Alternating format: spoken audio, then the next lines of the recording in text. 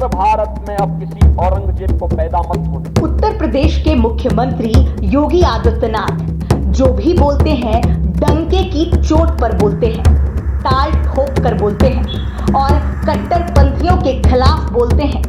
वैसे तो सीएम योगी आदित्यनाथ को हिंदुत्ववादी नेता के तौर पर जाना जाता है, लेकिन योगी आदित्यनाथ इन दिनों भारतीय जनता पार्टी की महाविजय के लिए महाहुंकार भर रहे हैं। राम मंदिर, हिंदुत्व और अब औरंगजेब पर योगी खुलकर बोल रहे हैं, जिससे कि कट्टरपंथियों और विपक्षी नेताओं में हाय तौबा मची हुई है। औरंगजेब की आत्मा एक कांग्रेस के अंदर घुस चुकी है और इसीलिए मैं आपसे कहने के लिए आया हूं, स्वतंत्र भारत में अब किसी औरंगजेब को पैदा मत होने दीजिए।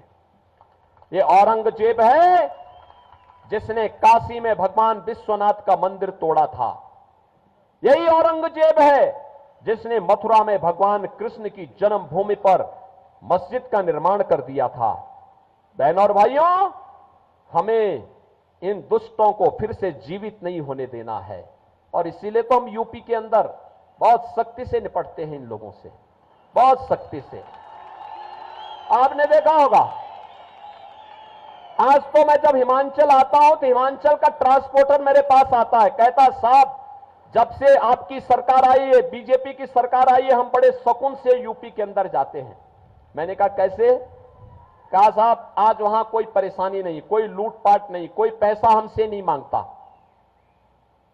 लेकिन दूसरी तरफ वहां पे ये औरंगजेब को अपना आदर्श मानने वाले जितने बड़े बड़े माफिया थे, इन माफिया को हमने एकदम ठीक करने का काम किया है।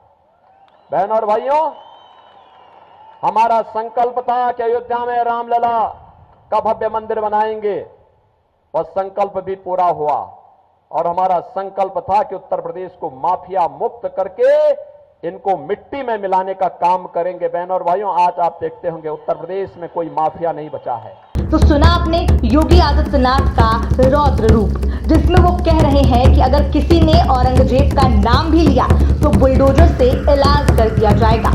योगी आदित्यनाथ खुलेआम कहते हैं कि अगर कोई दंगा करता है तो फिर पीएसी के जवान कायदे से खातिरदारी भी करते हैं।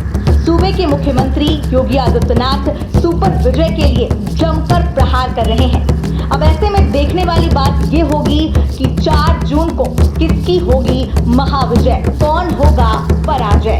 क्या बीजेपी का 400 पार का दावा साकार होगा या फिर इंडी गठबंधन की सरकार बनेगी? अब आपकी क्या कुछ राय है इस खबर को लेकर, हमें जरूर बताएं।